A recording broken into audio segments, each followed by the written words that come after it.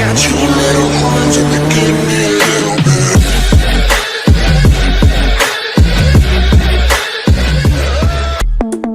तो आज हम बात करने वाले हैं तुर्किश ड्रामा सीरियल अर्तुगरुल गाजी और यूरोपियन वेब सीरीज़ वाइकिंग्स के बारे में। क्योंकि अगर आप इन दोनों ड्रामा सीरियल्स को देखते हैं तो काफ़ी हद तक ऐसा लगता है जैसा कि ये एक दूसरे से इंस्पायर्ड है, क्योंकि 2013 में यूरोपियन वेब सीरीज़ वाइकिंग्स आई और उसके अगले ही साल 2014 के लास्ट में तुर्की का ड्रामा अर्तुगरुल गाजी आया। और इन दोनों की स्टोरी भी एक दूसरे से काफ़ी हद तक मिलती है, क्योंकि दोनों ही ड्रामों में लोग कबायली अंदाज में रहते हैं। लेकिन इन दोनों में एक फ़र्क था कि अर्तुगरुल कबीले के सरदार का बेटा था, जबकि वाइकिंग्स का हीरो रैग्नर लोथब्रुक एक आम किसान था। लेकिन इसके साथ साथ वो एक माहिर तरीन जंगजू भी था और इस इलाके के लोग हर साल किसी इलाके में जाते और उसे लूट कर वापस आते।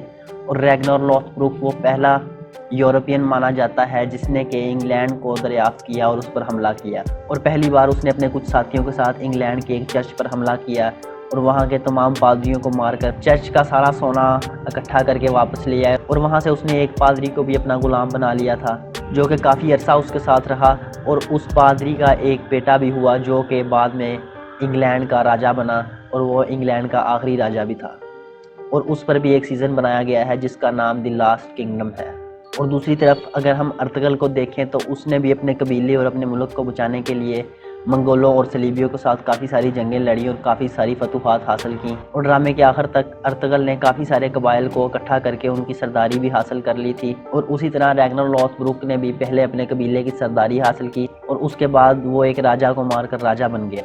रैग्नर लोथब्रुक ने इंग्लैंड पर बहुत सारे हमले किए, जिसमें उन्होंने इंग्लैंड के बहुत सारे इलाकों को लूटा। और जब वहाँ के एक राजा के हाथों रैग्नर लोथब्रुक की मौत हुई तो यूरोप के तमाम इलाकों से जंगजू इकट्ठे हुए और उनकी एक बहुत बड़ी फ़ौज ने इंग्लैंड पर हमला कर दिया और सारे के सारे इंग्लैंड को तहस नहस करके रख दिया।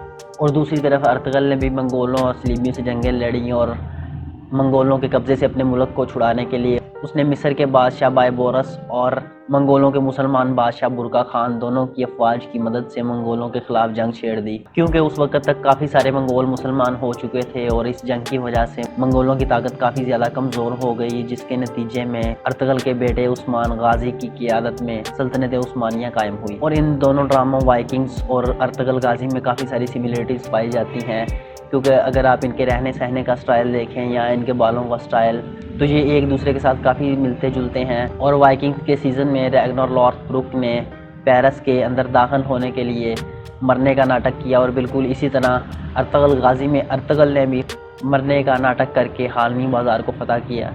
और रैग्नर की मौत के बाद रैग्नर के बेटों में आपसी लड़ाई शुरू हो गई, जिसके नतीजे में उसके सबसे छोटे बेटे आइवर ने रशिया के बादशाह के साथ मिलकर अपने ही भाइयों के खिलाफ जंग छेड़ दी। और रशिया के बादशाह की जीत के बाद आइवर को यूरोप का किंग बना दिया गया। उससे पहले यूरोप के लोग ओडिन को अपना खुदा मानते थे, लेकिन रशिया की जीत के बाद यूरोप के इलाकों में क्रिश्चियनिटी का फैलना शुरू हो गया और आज यूरोप के लोगों की एक बड़ी तादाद क्रिश्चियन है। इन दोनों ड्रामाज में सिमिलरिटीज़ की वजह यह भी हो सकती है क्योंकि यूरोप और टर्की बिल्कुल साथ साथ हैं और टर्की का कुछ हिस्सा बर-ए-आज़म यूरोप में वाक़या है।